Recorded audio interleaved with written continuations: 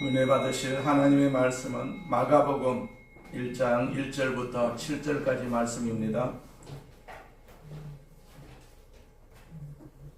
마가복음 1장 1절부터 7절까지 말씀 같이 봉독합니다. 하나님의 아들 예수 그리스도의 복음의 시작이라. 선지자 이사야의 글에 보라, 내가 내 사자를 네 앞에 보내노니 그가 네 길을 준비하리라. 광야에 외치는 자의 소리가 있어 이르되 너희는 주의 길을 준비하라.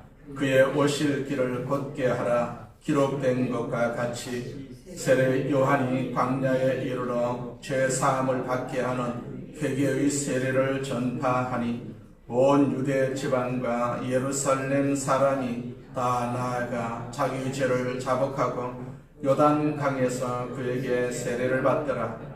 요한은 낙타털 옷을 입고 허리에 가죽띠를 띠고 메뚜기와 석청을 먹더라. 그가 전파하여 이르되 나보다 능력 많으신 이가 내 뒤에 오시나니 나는 굽혀 그의 신발끈을 풀기도 감당하지 못하겠노라. 아멘. 우리 옆 사람과 인사합니다. 예수님 안에서 좋은 일이 있습니다. 예수님 안에서 좋은 일이 있습니다. 다시 한번 인사합니다. 성령 충만합시다. 성령 충만합시다. 자, 앞에 있는 구호 우리 세 번 선포합니다. 나는 하늘의 복 땅의 복을 받았습니다. 나는 하늘의 복 땅의 복을 받았습니다. 나는 하늘의 복 땅의 복을 받았습니다. 아멘. 주신 하나님 아버지 감사합니다. 우리를 주의 존으로 불러주셔서 하나님을 예배하고 찬송하고 우리가 마음속으로 소망하는 모든 것들을 주님 앞에 내어놓고 기도하기를 원하오니 우리 아버지 하나님께서 살아계신 하나님의 능력으로 우리를 다스려 주시옵소서. 우리 육신을 하나님께서 건강하게 하여 주셔서 아버지 건강한 모습으로 주님 전에 서게 하여 주옵시고 주의 말씀을 들을 수 있는 지혜와 명철도 허락하여 주시옵소서. 하나님께서 이 자리에 참석하지 못한 우리 모든 성도들에게도 은혜 주시고 그들을 강건하게 하여 주시옵소서. 하나님께서 항상 기름 부어주시고 안수하여 주셔서 주님의 영으로 충만하게 하여 주시옵소서.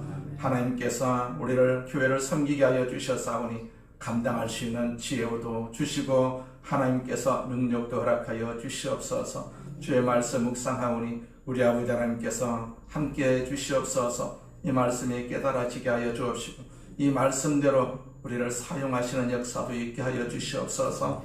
예수님의 이름으로 기도드립니다. 아멘. 아멘. 예수 그리스도의 복음의 시작이다 라는 제목으로 마가복음 1장 1절부터 7절 말씀을 가지고 같이 말씀 나누고자 합니다. 자, 누가복음 10장에 등장하는 선한 사마리아 사람의 비유가 있어요.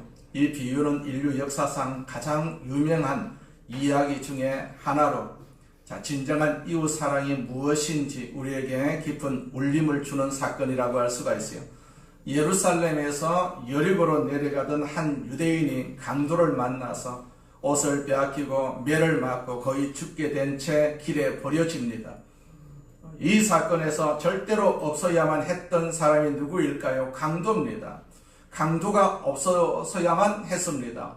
강도가 없었으면 이런 사고가 없었을 것 아니겠어요? 우리도 인생을 살면서 절대로 강도를 만나지 않아야 되지 않겠어요? 자, 어쨌든 강도를 만나서 고통 가운데 있는 이 사람이 제일 먼저 만난 사람이 제사장이라는 사람입니다. 제사장은 그를 보고 피하여 지나갑니다. 두 번째 사람은 레위인입니다. 레위인도 역시 그를 보고 피하여 지나갑니다. 그들은 사회적인 대단한 신분을 가지고 있었던 사람들입니다. 사회적으로는 영향력이 있었던 사람들입니다. 그러나 인생의 측면에서 보자면 하나님의 눈으로 보자면 이 두 사람은 있으나 마나한 사람들이었어요.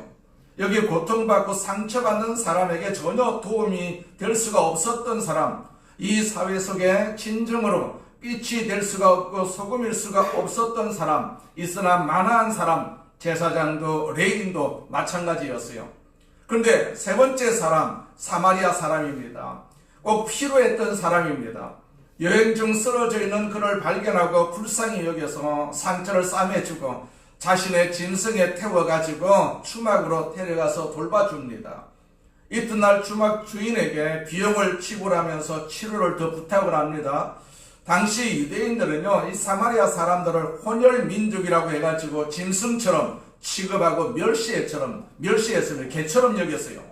그런데 예수님은 종교적으로 경건하다고 자부하던 제사장이나 레인이 아닌 멸시받던 그 사마리아 사람을 참된 이웃의 모델로 세우셨습니다.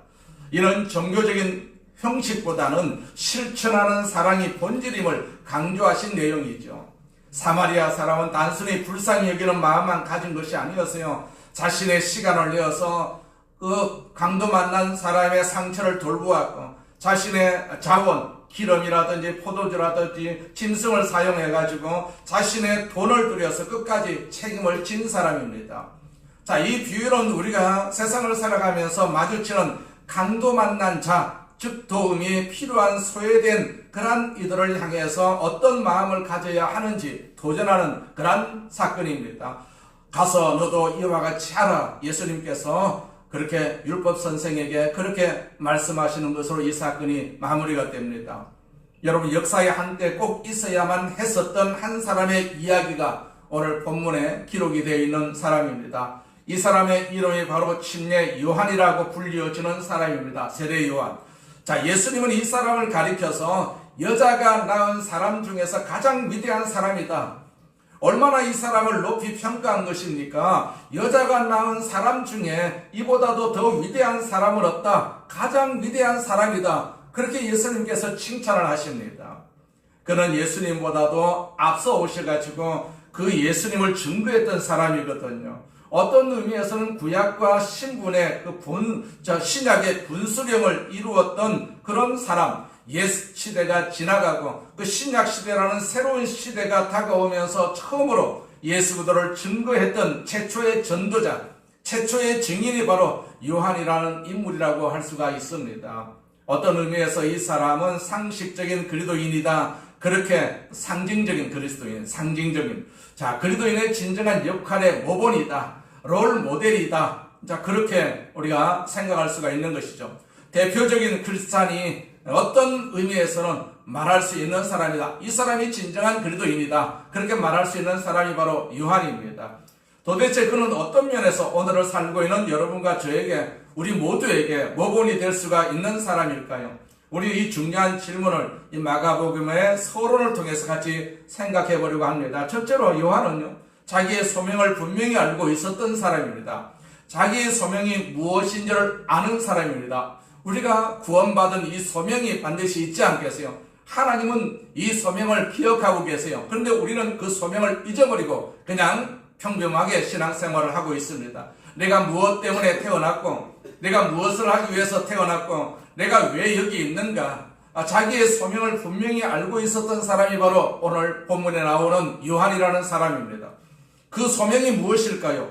복음을 증거하는 것입니다. 복음이 무엇입니까? 이 복음은 굿뉴스라고 하지 않겠습니까? 기쁜 소식입니다. 좋은 소식입니다.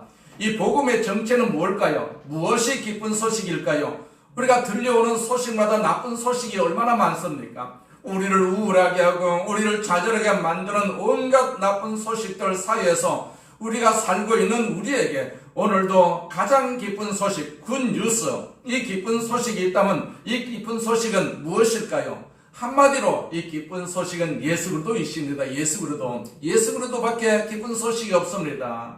예수님이 기쁜 소식이다라고 성경에서 말씀하고 있어요. 우리가 세상을 봐도 기쁜 소식을 주는 그런 세상이 아니다. 언제나 슬픈 소식을 주고 우울하게 만드는 그런 세상이지 않겠어요? 그래서 오늘 마가복음이 열리는 1장 1절, 이것은 대단한 서론이라고 할 수가 있어요. 책에서 우리가 첫 번째 문장이라는 것이 굉장히 중요하지 않겠습니까? 첫 번째 문장을 어떻게 시작하느냐? 자, 해밍웨이의 노인과 바다는 전 세계적으로 정확한 누적 판매량을 집계하기 어려울 만큼 엄청난 성공을 거둔 작품이죠. 단 이틀 만에 530부가 팔려나가는 경이적인 기록을 세웠던 책입니다. 현재까지 전 세계적으로 수천만 부 이상 판매된 것으로 추정을 하고 있어요. 자, 노인과 바다 첫 문장이 어떻게 시작되고 있습니까? 이렇게 시작합니다. 그는 멕시코 만류에서 조그만 돛배를 타고 혼자 고기잡이를 하는 노인이었다. 84일 동안 그는 고기를 한 마리도 잡지 못했다라고 시작을 합니다. 자, 이 세상에서 가장 위대한 책은 무슨 책이라고 할 수가 있습니까? 노인과 바다의 책이 아니고 바로 성경이라고 우리는 생각하고 있지 않겠어요? 그 성경의 첫 문장은 이렇게 시작합니다. 하나님이 천지를 창조하시니라, 그렇게 시작을 하죠.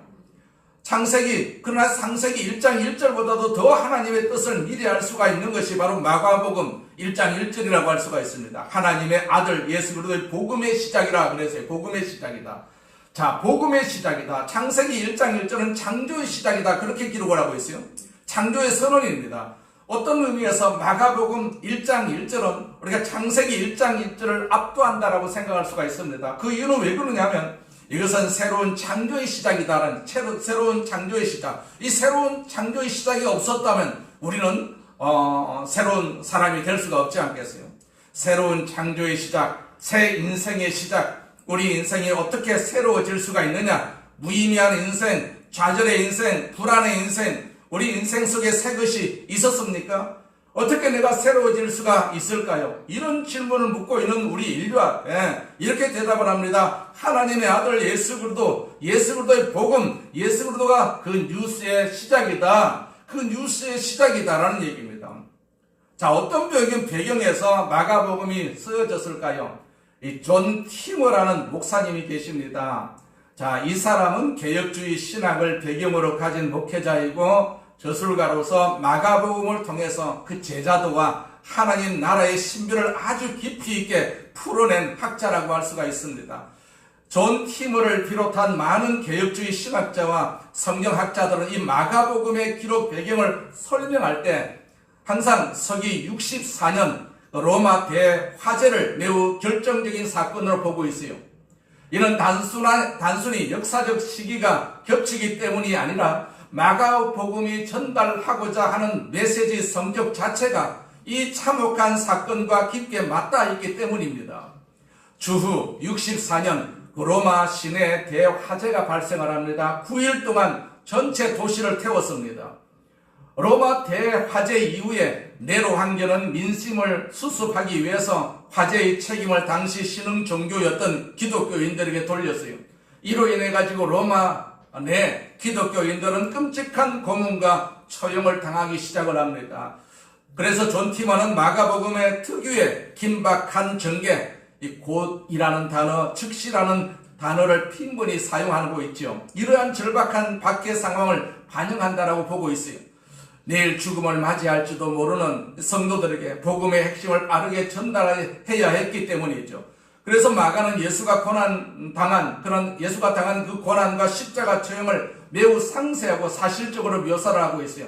이런 로마의 박해 속에서 고통받는 성도들에게 우리가 믿는 주님도 우리처럼, 아니 우리보다도 더한 고난을 먼저 겪으셨다라는 강력한 동질감과 위로를 제공을 합니다. 그 시대 사람들에게. 그래서 로마 대화재 이후에 박해는 너무나도 잔혹했기 때문에 고통을 이기지 못하고 신앙을 배반하거나 도망친 이들이 굉장히 많았어요.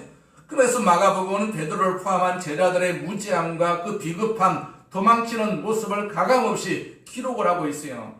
존 티머는 이를 두고 마가가 비록 박해 앞에서 무너졌을지라도 부활하신 주님은 당신들을 여전히 기다리신다는 회복의 메시지를 전하려고 했다고 그렇게 해석을 하고 있어요. 이는 배교의 죄책감에 시달리던 로마 성도들에게 다시 일어설 용기를 주었다. 그렇게 마가복음의 어떤 집필 내용을 그렇게 말씀하고 있어요. 자, 마가복음이 다른 복음서에 비해 가지고 예수님의 고난과 죽음을 뒤중하게 다루는 이유는 바로 당시 그 성도들이 처한 이런 상황 때문이라고 할 수가 있죠. 박해받는 성도들에게 필요한 모델은 승리자로서의 왕이 아니라 억울하게 고난을 받으셨으나 결국 승리하신 예수였어요. 마가는 예수님이 고통당하고 버림받으신 모습을 가감없이 묘사함으로써 너희가 지금 겪는 고난은 이상한 일이 아니다. 이미 주님이 걸어가신 길이다. 라고 위로와 용기를 전달하고 있어요. 로마 대화재 이후에 예수 믿는 사람들의 삶은 매 순간이 긴급했습니다. 존 티머가 강조하듯이 마가복음의 문체가 유독 빠르고 간결한 곧이라는 단어, 즉시라는 단어를 많이 사용한 것은 사치스러운 수식어를 붙일 여유가 없는 박해받는 공동체의 절박함을 반영한 그런 단어라고 할 수가 있죠. 로마의 대화재라는 비극적 사건은 마가복음에 탄생된 시대적 산실과 같았습니다. 그래서 존 티머의 시각으로 볼 때 마가복음은 화염에 휩싸인 로마 거리에서의 죽음의 공포를 느끼던 그러한 사람들에게 십자가는 끝이 아니다, 하나님 나라로 가는 길임을 선포하는 가장 강력한 격려의 편지였다는 것이죠. 그래서 당시 성도들은 이 복음서를 읽으면서 그 불길 속에서도, 그 고통 속에서도, 그 고문 속에서도 굴하지 않는 제자도를 배웠다, 그렇게 우리가 짐작할 수가 있어요. 자, 이렇게 마가복음 1세기의 그리스도인들, 그 초대교회 그리스도인들은 복음만이 소망이라고 믿었어요. 복음만이, 달리 소망을 가질 만한 상황이 못 되었기 때문에 이 복음만이, 하나님 말씀만이, 바로 예수님만이 소망이라고 믿었어요. 그런데 복음의 초점이 뭐냐? 그 뉴스의 초점은 바로 예수님이시죠. 예수가 구원이시기 때문입니다. 자, 예수가 소망이기 때문에 그렇습니다. 예수 그리스도가 복음이다, 복음의 시작이다, 이런 위대한 선포로 우리가 시작되는 것을 볼 수가 있어요. 하나님의 아들 예수 그리스도라는 이 위대한 신앙 고백을 우리가 생각할 때 얼른 생각나는 인물이 있어요. 성경 속의 인물. 예수님의 제자 가운데 이 위대한 고백으로 주님의 가슴에 기쁨을 주었던 사람이 있지요. 누가 생각나십니까? 3년 동안 제자들과 삶을 나누신 후에 십자가를 앞에 두고 예수께서 이런 질문을 하시죠. 사람들은 나를 누구라고 하느냐? 너희들은 나를 누구라고 하느냐? 이때 베드로가 나와서 어떤 대답을 했습니까? 주는 그리스도이십니다. 자, 그리스도라는 말은 기름을 부으심을 받은 분이거든요. 자, 하나님께서 기름을 부어주셔서 특별한 미션을 가지고 이 땅에 오신 분, 자, 구세주로 오신 그분이 우리를 죄 속에서 구원하시고 용서하시고 새로운 생명, 새로운 소망, 그리고 저 천국의 영원한 소망을 주시기 위해서 오신 분, 당신은 바로 그 그리스도이십니다. 살아계신 하나님의 아들이십니다. 그 고백을 베드로가 했지 않겠습니까? 우리가 구약시대부터 메시아는 하나님의 아들로서 오신다, 이렇게 예언이 되어 있었거든요. 그 하나님의 아들, 당신이 그리스도이십니다. 그리고 당신이 바로 하나님의 아들이십니다. 오늘 동일한 고백을 누가 하고 있습니까? 마가가 하고 있어요. 마가복음을 기록한 마가가 지금 하고 있어요. 마가와 베드로의 관계, 여러분 심상치 않은 관계를 혹시 알고 계세요? 베드로전서 5장 13절에 보면요, 사도 베드로가 베드로전서라는 편지를 마무리하면서 편지의 마지막에 이렇게 기록을 하고 있어요. 택하심을 함께 받은 바벨론에 있는 교회가 너희에게 문안하고 내 아들 마가도 그리하니라, 그런 말씀이 있습니다. 바벨론에 있는 교회라고 했어요. 로마에 있는 교회를 다른 말로 바벨론이라고 부르고 있어요. 이미 바벨론 제국은 사라졌지 않습니까? 구약에 바벨론 제국이 있었지만 사라졌죠. 그 당시 예수님 당시의 세계의 패자는 로마였어요. 로마에 있던 너희 교회가 너에게 문안하고 내 아들 마가도 그렇다. 자, 베드로가 마가를 뭐라고 부르고 있습니까? 내 아들 마가다, 그렇게 부르고 있어요. 마가의 사역의 초기에는 누구와 같이 다녔습니까? 바울과 같이 다녔어요. 다니다가 바울에게 채였어요. 왜 채였습니까? 마가가 잘못해서 그랬어요. 전도 여행 중에 마가가 땡땡이를 쳤어요. 바울에게 협조를 안 했습니다. 그래서 이런 사람 데리고 선교 다닐 수가 없다. 그래서 그것 때문에, 마가 때문에 다툽니다. 결국은 바나바하고 다투지 않겠어요? 그래서 바나바는 마가를 데리고 배 타고 구브로로 향해서 전도를 떠났다, 그렇게 기록을 하고 있어요. 그러나 이 마가가 나중에 변합니다.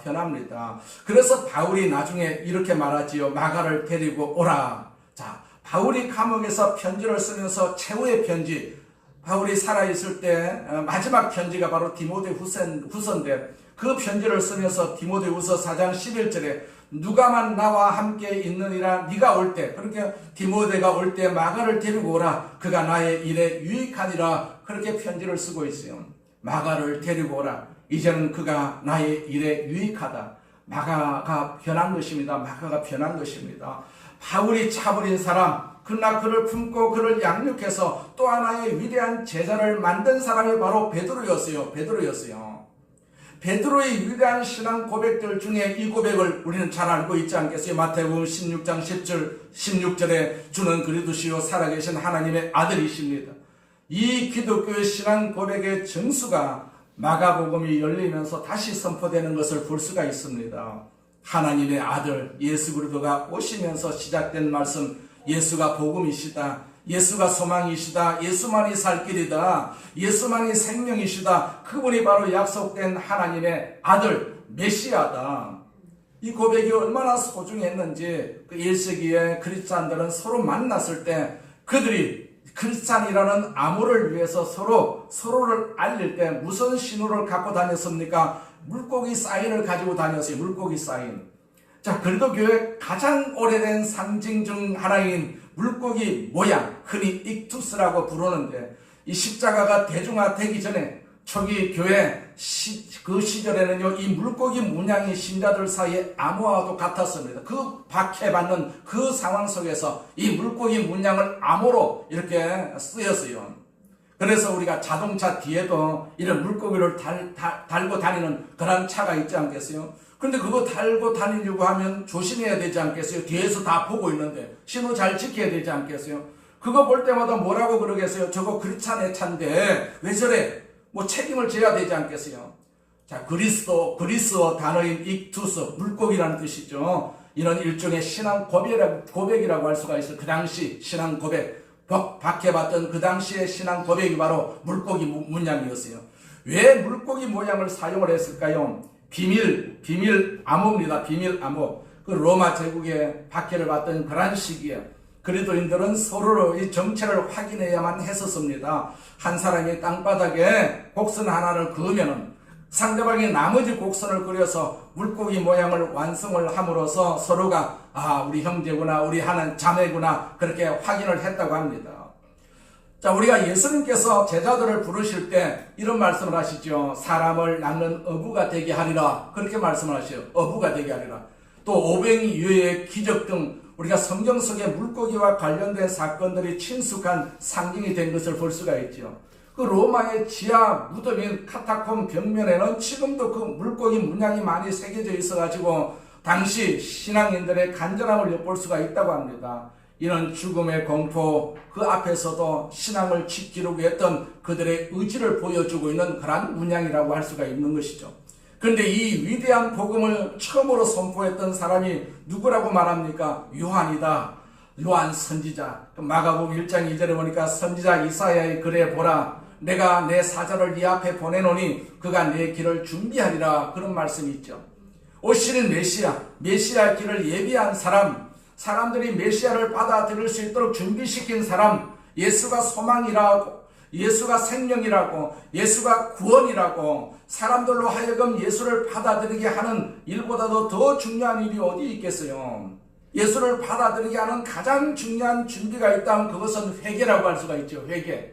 자, 회개가 무엇입니까? 죄로부터 돌이키는 것이, 죄로부터 돌이키는 것.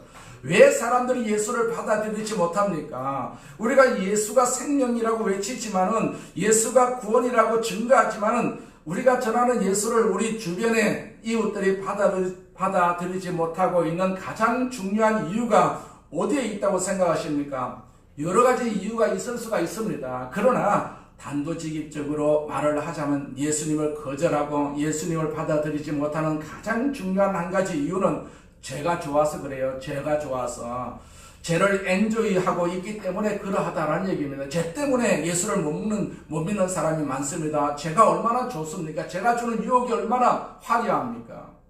그러나 죄에 대해서 고민하는 사람, 죄에 대해서 떠나기를 원하는 사람, 죄에서 정결하기를 원하는 사람이 죄 문제를 어떻게 해결할 수가 있는가 고민하는 사람은 결국 한 가지 대답 앞에 직면합니다. 예수만이 용서하다. 용서구나. 예수만이 용서구나. 내 죄를 용서하실 분은 바로 예수님밖에 없구나. 히브리서 9장 22절 말씀입니다. 피 흘림이 없은즉 죄사함이 없다. 그렇게 말씀하고 있지 않겠어요? 달리 용서받을 수가 없던 내 죄를 담당하시고 십자가의 보배로운 피를 흘리신 예수 그리스도, 그분만이 우리의 구원인 것을 우리가 믿고 있지 않겠어요? 네. 그분이 우리의 죄사함인 것을 우리가 믿고 있지 않겠어요? 그것이 이제 신앙생활의 시작이라고 할 수가 있는 것이죠. 그래서 요한은 외쳤어요. 회개하십시오, 회개하십시오. 천국이 가까이 왔습니다. 그래서 사람들의 마음이 예수 그리스도를 향할 수 있도록 준비시켜 주었던 사람이 바로 요한이거든요. 요한은 자신의 미션을, 자신의 소명을 이렇게 말합니다. 나는 광야에서 외치는 자의 소리다. 그렇게 말하고 있어요. 여러분, 오늘도 잡다한 소리가 들려오고 있지 않겠어요? 1세기의 세계에도 예루살렘에서도 수많은 소리가 들려왔어요. 그러나 그 소리는 대부분 사람들에게 실망을 안겨주었어요. 그들을 좌절하게 만들었고 그들을 불안하게 만들었습니다. 오늘은 어떻습니까? 우리의 귀를 가득히 채우고 들려오는 소리들, 우리가 TV를 켤 때마다, 라디오를 들을 때마다, 아니 지나가는 사람들의 소리를 들을 때마다 들려오는 잡다한 소리들, 그 소리는 얼마나 우리를 좌절하게 만들고 실망하게 만듭니까? 그러나 광야에서 외치는 자의 소리가 있었어요. 광야로부터 들려오는 소리, 요한이 어떤 메시지를 전했습니까? 보라, 하나님의 어린 양이다. 우리도 그러하지 않겠습니까? 우리도 몇 사람이 외치는 소리 때문에 지금 우리가 희망을 걸고 있지 않겠습니까? 하나님이 어린 양이 되어서 우리 죄를 담당하시고 십자가에 가시기 위해서 이렇게 이 땅에 오신 예수 그리스도를 우리가 바라보십시오. 그가 구원이십니다. 이것이 복음이었거든요. 이것이 복음입니다. 여전히 복음입니다. 여전히 복음입니다. 이것은 희망이었어요. 이것은 구원이었습니다. 광야에서 외치는 자의 소리입니다. 요한은 바로 이 소명을 위해서 이 땅에 왔다는 사실을 분명히 알았던 사람이죠. 저와 여러분은 무엇 때문에 살고 있습니까? 구원받은 모든 사람들이 이 땅에 존재하는 이유, 살고 있는 이유, 우리가 직업을 갖기도 하고 장사도 하고 취직도 하고 살지만은 우리가 그리스도인이라면 이 고백 없이는 우리가 크리스찬이라고 할 수가 없지 않겠어요? 우리는 예수 때문에 사는 것입니다. 예수 때문에 존재하는 것입니다. 예수 때문에 살아요. 우리가 예수가 나를 구원했고 예수가 나에게 새로운 삶의 소망이 되었다면 예수를 증거하기 위해서 내가 산다. 여기 세상에서 편안한 삶을 살자고 우리가 예수 믿는 것은 아니지 않겠어요? 우리는 구원의 은혜에 빚진 자입니다. 예수가 나를 죄와 사망에서 이렇게 건지시고 새로운 소망을, 그리고 삶의 의미를 주었다면 그들을 증거하지 않고는 견딜 수가 없지 않겠어요? 주님을 증거하기 위해서 존재하는 하나의 소리, 예수가 복음이시다, 예수가 구원이시다. 요한은 이 사실, 사명을 잘 알고 있었어요. 그래서 그는 우리의 귀감이 되고 있지 않겠습니까? 자기의 소명을 잘 알고 있었습니다. 소명을 분명히 알고 있었던 사람, 귀감이 될 수가 있는 인물이 바로 요한이다 하는 사실을 우리가 알고 있어요. 두 번째로 요한은요, 자기의 소명을 위해서 단순한 삶을 선택했던 사람입니다. 자기의 소명을 위해서 단순한 삶을 선택했다. 본문 6절 말씀을 보니까 요한은 낙타털 옷을 입고 허리에 가죽들을 띠고 그렇게 시작하고 있어요. 낙타 털옷을 입었다. 무슨 생각이 나십니까? 낙타 털옷을 입었다. 어떤 사람은 낙타 털옷 그러니까 민크 코드를 연상하는 분이 있는데, 그러나 낙타 털옷은요, 그 당시 문화적 기준으로 볼 때는요, 그것은 가난한 팔레스타인의 땅에 살고 있던 서민들이 선택할 수가 있었던 유일한 옷이 바로 낙타에서부터 얻어지는 털옷이었다고 합니다. 그리고 가죽띠를 띠고 있었다고 했어요. 그 당시 사회에서 좀 괜찮게 사는 사람들은 항상 장식한 그런 띠를 띠고 있었다고 하는데, 이 가죽띠라는 것은 장식이 없는 단순한 허리띠를 말합니다. 그것은 가장 보편적인 띠였어요. 그리고 메뚜기를 먹었다고 했어요. 그 당시 팔레스타인 땅에 가난한 서민들의 가장 단순한 다이어트 메뉴라고 할 수가 있죠. 삶거나 구워서 먹는데, 그 팔레스타인 땅에 살고 있는 서민들에게 가장 가까이서 구할 수가 있는 음식이 바로 이 메뚜기였어요. 제가 조그마한 어릴 때도 항상 논에 들어가가지고 메뚜기를 잡아가지고 이렇게 허리에 차고, 그래가지고 집에 가져와가지고 그걸 반찬으로 해가지고 먹었던 기억이 충분히 있습니다. 그리고 야생의 벌꿀이라고 해서요, 석청을 먹었더라 그렇게 기록을 하고 있어요. 이것은 흔하게 그들이 취할 수가 있었던 영양 음식입니다. 요한은 낙타털로 옷을 입고 허리에 가죽띠를 띠고 메뚜기와 석청을 먹었더라. 왜 이렇게 살았을까요? 한마디로 그의 삶을 말하면 그것은 새로운 유행이어서가 아니라 그것이 가장 그가 취할 수가 있었던 단순한 삶의 스타일이었다고 할 수가 있죠. 단순한 삶입니다. 단순한 삶. 우리가 산에 사는 사람들은 단순하지 않습니까? 도시에 사는 사람보다 산에 사람은 단순합니다. 도시에 살게 되면 복잡할 수밖에 없지 않겠어요? 그래서 산에 들어가는 사람은 이 복잡한 생활을 피하기 위해서 홀로 산에 들어가서 사는 사람을 볼 수가 있는 단순한 삶이죠. 우리가 초대 크리스찬부터 시작해서 중세기를 거쳐서 오는 동안에 우리가 존경했던 사람들, 한 역사의 거대한 그림자와 발자취를 남겼던 하나님의 사람들이 사모했던 삶의 특징이 하나 있는데 그게 뭔 줄 아십니까? 단순한 삶입니다. 단순한 삶. 아주 단순한 삶이었어요. 자, 왜 이런 삶을 살았을까요? 더 중요한 목적을 위해서, 그 목적이 있기 때문에 단순한 삶을 살았던 것이죠. 즉 복음을 증거하기 위해서 예수 그리스도를 증거할 목적으로 가장 단순한 삶의 스타일로 만족하기를 원했던 것이죠. 지금 요한이 살고 있는 곳은 광야이지 않습니까? 광야입니다. 광야가 그의 삶의 자리였어요. 광야라고 하면 아무것도 없는 곳입니다. 아무것도 없는 곳입니다. 오늘 본문에 보시면 광야라는 단어가 여러 번 강조되는 것을 볼 수가 있어요. 3절에 보니까 광야에 외치는 자의 소리가 있다. 4절에 광야에서 죄사함을 받게 하는 회개가 있다. 11절에니까 성령이 곧 예수를 광야로 몰아내신다. 13절에 광야에서 40일을 계시면서 광야라는 단어가 많이 나옵니다. 여러분, 이스라엘 백성들이 애굽 땅을 떠나자마자 그들이 들어간 곳이 어디였습니까? 광야였어요. 광야. 가나안을 가기 위해서 반드시 거쳐갔던 광야. 이 땅에 살고 있는 우리 예수 믿는 사람들의 삶을 상징하는 가장 상징적인 삶의 자리가 바로 광야라고 할 수가 있지 않겠어요? 지금 우리가 광야를 살고 있습니다. 광야를 살고 있어요. 우리가 예수 믿는 순간 우리는 광야로 다 나온 것입니다. 광야로. 우리는 광야를 지나가고 있는 나그네입니다. 나그네. 여러분, 나그네에게 적합한 스타일이 뭐라고 생각을 하십니까? 나그네가 만약에 큰 집을 짓고 그 집에 집착한다고 생각을 해보세요. 어떻게 목적지를 향해서 갈 수가 있겠습니까? 나그네가 최신 유행하는 옷을 입고 화려한 옷에 만약에 그가 집착하고 있다면 어떻게 그의 발걸음이 진행할 수가 있겠습니까? 나그네는요, 라이프 스타일이 있어야 됩니다. 나그네라는 라이프 스타일. 히브리서 11장에 보면 위대한 믿음의 장에 보시게 되면 우리의 선배들이 추구했던 삶을 히브리서 기자는 이렇게 말합니다. 믿음의 조상 아브라함, 이삭, 야곱 그들의 생애를 소개하면서 그들이 광야와 산과 동굴에 유리하였느니라 그렇게 기록을 하고 있어요. 아브라함은요, 큰 집을 지을 수가 있었던 사람입니다. 아브라함은 부자였어요. 많은 가축을 거느리고 있었다라고 성경에서 말하고 있어요. 자, 그러나 그는 텐트로 만족했습니다. 텐트 하나로 만족했어요. 왜냐하면 지나가는 나그네이기 때문에 그러한 것이죠.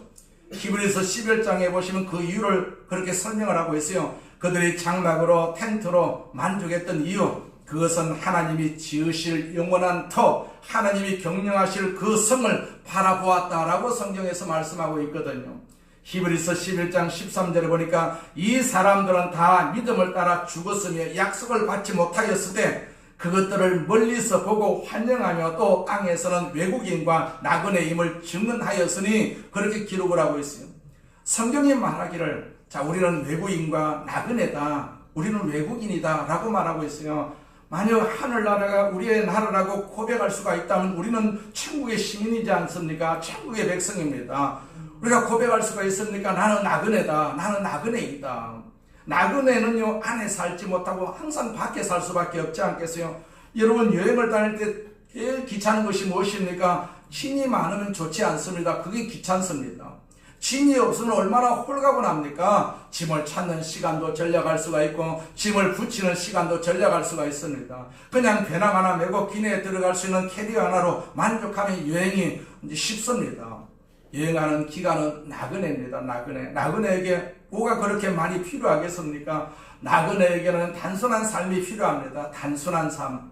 우리가 이 사람 요한에게서 감동으로 배울 수 있는 중요한 삶의 제목 하나가 있다면 이것은 단순한 삶이었어요. 얼마나 단순한 삶이었습니까?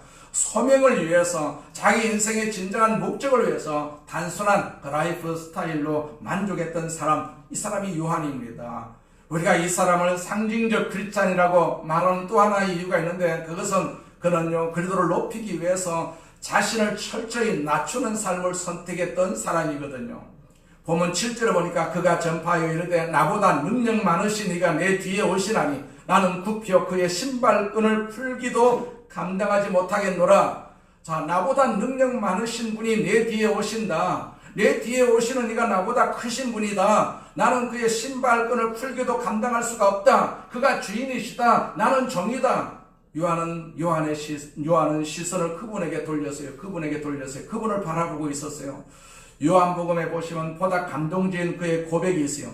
예수 그리스도께서 역사의 무대 위에 등장을 하시니까 예수님을 바라보면서 그는 이런 고백을 남깁니다. 요한복음 3장 30절에 보니까 그는 흥하여야 하겠고 나는 쇠하여야 하니라. 그 세 번역에서는 그분은 커져야 하고 나는 작아져야 한다. 그렇게 기록을 하고 있어요. 이것이 인기 없는 사람이었다면 그거야 타당하겠지요. 그러나 요한이 그 당시에 가졌던 영향력 여러분 아십니까? 어느 정도 영향력을 끼쳤는지 오늘 본문에서 어느 정도 암시를 하는 것을 볼 수가 있어요. 5절에 보시니까 온 유대 지방과 예루살렘 사람이 다 나아가 자기 죄를 자복하고 요단강에서 그에게 세례를 받더라. 그렇게 기록을 하고 있어요. 온 유대 지방 사람들과 예루살렘 사람들이 요한에게 나아갔어요. 그의 사역이 영향을 얼마나 미쳤던 그 지역이지 않겠어요? 온 유대 지방 사람들과 예루살렘 사람들, 그들이 다 이 사람 요한 앞에 나와서 죄를 자복합니다. 그에게 침례를 받았어요. 얼마나 많은 사람들이 그에게 침례를 받았을까? 학자에 따라서 어떤 성서학자는 이 요한에게 침례를 받은 사람, 그때는 침례였거든요. 받은 사람의 숫자가 아마도 30만 명이 넘었다. 그렇게 기록을 하고 30만 명이 넘었다. 자, 30만 명이 침례를 받았습니다. 요한 한 사람이 끼쳤던 영향을 생각을 해보세요. 얼마나 큰 인기입니까? 여의도 교회는 침례를 여름에 하거든요. 금요일마다 여름에 침례를 합니다. 교구마다 돌아가면서 침례 당등이 있어가지고 그 교회에 새로 등록한 사람들 전부 침례를 받게 합니다. 그런데 얼마나 침례를 받겠어요? 얼마 받지 못합니다. 근데 요한이 한 번 침례를 주는데 30만 명이 모여서 그 침례를 받았어요. 그런데 어느 날 이런 사태가 발생을 합니다. 그런 인기를 가지고 있는 그런 상황 속에서 이런 사태가 발생을 합니다. 그렇게 침례를 주면서 예수님을 증거했는데 예수님이 덜렁 나타나셨어요. 그러자 요한을 따르던 사람들이 예수님께로 가기 시작했다고 성경은 말하고 있어요. 이런 얘기입니다. 요 앞에 어느 날 예수님이 갑자기 오시더니 교회를 차리셨어요. 교회를 개척을 했어요. 자, 여러분은 어디로 가겠어요? 여기 오시겠어요? 그 예수님이 차린 교회로 가시겠어요? 예수님이 오셔서 저 입구에다가 교회를 차리셨어요. 그럼 어디로 가시겠어요? 이리로 오시겠어요? 여기로 오시는 사람들은 사탄입니다. 거기로 가셔야 되지 않겠어요? 그런데 제 심정은 어떨까요? 성도들이 예수님 따라가니까 좋긴 좋으면서도 예수님의 장소도 많은데 하필은 왜 여기에 교회를 세우셨을까? 바로 이 장면에서 요한의 기막힌 고백이 나옵니다. 제자들이 선생님 섭섭하지 않으세요? 사람들이 다 예수님 따라갑니다. 라고 말했을 때 요한의 고백이 무엇입니까? 자, 신부의 주인은 신랑이다. 신랑을 기다리며 그가 오는 소리에 귀를 기울이는 신랑의 친구는 신랑의 소리를 듣고 대단히 기뻐한다. 나의 기쁨도 이와 똑같은 것이다. 나의 기쁨이 이제 이루어졌다. 자기 주제를 알고 있었던 요한이죠. 자기 자리를 알아서 철저하게 그리스도를 높이기 위해서 자신을 낮출 수가 있었던 사람, 바로 요한. 정말로 사람다운 사람이지 않습니까? 예수께서 나귀를 타시고 예루살렘에 입성하실 때 사람들은 박수갈채를 치면서 화음과 환호성을 막 질렀어요. 그것은 예수님을 향한 갈채였어요. 예수님에 대한 기다림이었습니다. 메시아에 대한 기대였어요. 그런데 만약 나귀가 자기에게 보내는 박수로 착각을 하면 되겠습니까? 철저하게 예수 그리스도를 높이길 원했던 사람, 그는 그의 증언처럼 광야에서 외치는 소리에 불과했다라고 기록을 하고 있어요. 소리의 사명이 무엇입니까? 메시지를 전달하는 것이죠. 전달한 다음에는 어떻게 합니까? 그 소리는 그냥 침묵하는 것입니다. 그것이 요한의 생애였어요. 요한의 생애. 감동적인 그의 생애의 마지막에 예수가 무대에 오르시고 드디어 그분의 공생의 시작이, 사역이 시작이 되니까 무대 뒤로 순종의 제물로 얼마 후에 사라졌고, 헤로디아의 딸의 춤추는 무대 위에서 그의 목이 잘려서 그 소반에 담겨 나왔지 않겠어요? 세례 요한은 진리를 말하다가 그 권력의 불의에 의해서 희생된 대표적인 그런 인물로 기억되고 있습니다. 그 전에 요한이 약간의 아마 의심이 있었던 것 같습니다. 감옥에 들어왔던 요한이 사람을 보내가지고 예수께 이런 확인을 합니다. 오실 그이가 정말로 당신입니까? 한번 확인하고 싶었던 것이죠. 오신다고 했던 분이 바로 당신입니까? 아니면 다른 분을 내가 꼭 기다려야 됩니까? 예수님이 어떤 대답을 들려주십니까? 요한에게 가서 너희가 듣고 본 것을 말하여라. 마태복음 11장 5절을 보니까 보지 못하는 사람이 보고 걷지 못하는 사람이 걷고 문둥병자가 깨끗해지고 듣지 못하는 사람이 듣고 죽은 사람이 살아나며 가난한 사람에게 복음이 전해진다고 하여라. 그것이 메시아의 사인이었어요. 요한에게 보내는 사인이었습니다. 이 소식을 들었을 때 요한은 무슨 생각을 했을까요? 맞아서 내가 증거했던 그분이 참으로 메시아여서 나는 그분을 증거했단 말이야. 그러면서 내가 이 땅, 이 순간, 이 시점에서 무슨 소원이 더 있단 말이냐? 자, 그리스도를 증거하고 그리스도를 높여드리고 사람들이 그리스도를 통해서 새로운 삶을 찾아가는 이 놀라운 모습을 보면서 그는 행복하게 또 행복하게 죽을 수가 있었을 것 아니겠어요? 이것이 그리스도의 모습이거든요. 여러분과 저의 모습입니다. 우리는 달리 살아야 되지 않겠어요? 예수님을 증거하면서, 예수님을 증거하는 것은요, 진리를 증거하는 것이거든요. 이 세상에는 진리가 없습니다. 불의가 난무한 세상이지 않겠어요? 그런데 우리가 다 그 불의에 동조를 하면 어떻게 되겠어요? 하나의 나라가 이 땅에서 사라질 수밖에 없지 않겠어요? 그렇기 때문에 우리가 요한처럼 예수님을 증거하는, 예수님을 내 마음속에 모시고 또 진리를 선포하고 공의와 정의가 무엇인지 모르는 이 세상에 우리가 선포하는 자가 되어야 되지 않겠어요? 지금 그렇게 선포하는 자가 우리가 볼 수가 있지 않겠어요? 그분들에 의해서 진리가 무엇인지, 거짓이 무엇인지, 불의가 무엇인지를 우리를 깨닫게 하는 것을 볼 수가 있어요. 그렇기 때문에 우리도 진리에 우리가 항상 편승을 해서, 공의와 정의에 편승을 해서 불의를 대적하는 그런 도구로 우리가 쓰임 받아야 되지 않겠어요? 아멘. 이 날을 위해서 우리를 예수 믿게 하신 것입니다. 교회를 다니게 하신 것입니다. 아멘. 교회는 진리를 선포하는 것이지요, 불의를 조장하는 것이 아니지 않겠어요? 그래서 우리는 항상 이 세상을 바라보면서 주님께 부탁해야 됩니다. 하나님, 이 세상을 심판해 주시옵소서. 불의와 죄가 이 땅에서 사라지고 공의와 정의가 임하게 해주시옵소서. 저 중동 땅의 전쟁이 속히 멈추게 해주셔서 우리의 삶의 질이 다시 한번 하나님의 축복의 자리로 올라가게 해주시옵소서. 우리는 그렇게 기도하면서 이 남은 여생을 살아야 될 줄로 믿습니다.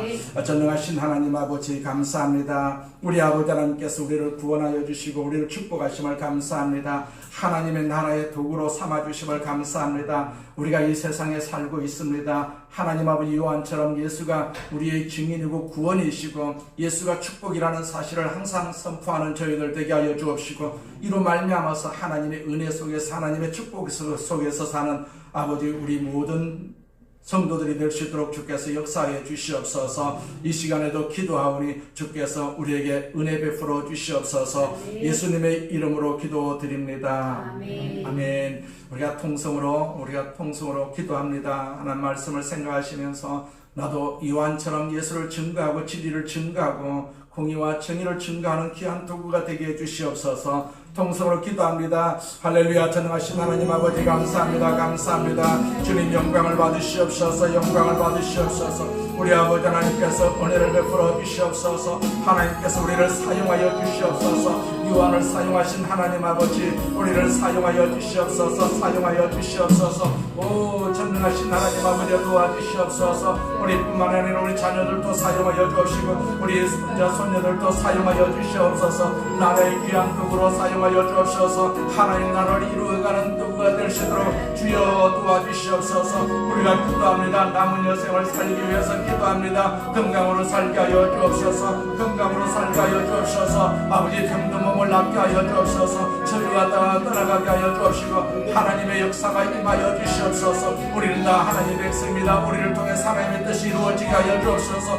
교회를 통해 하나님의 뜻이 이루어지게 하여 주옵소서. 마귀의 역사는 다 떠나갈지어다. 마귀의 역사는 떠나갈지어다. 마귀의 역사는 떠나갈지어다. 부디 우리가 기도하는 이 공의와 정의가 이 땅에 충만하게 임하여 주시고 온 세상을 공의와 정의로 다스리시도록 주께서 역사해 주시옵소서. 주님 이 세상을 다시 한번 다스려 주시옵소서. 다시 한번 다스려 주시옵소서. 다시 한번 다스려 주시옵소서. 유한의 때 예수님 오신 것처럼 아버지 지금의 때에도 우리가 기도합니다. 예수님 오셔서 이 세상을 다스려 주시옵소서. 이 세상을 다스려 주시옵소서. 정의와 공의로 이 세상을 다스려 주시옵소서. 주께서 함께하여 주심을 감사합니다. 주께서 함께하여 주심을 감사합니다. 주님 영광을 받으시옵소서. 예수님의 이름으로 기도드립니다.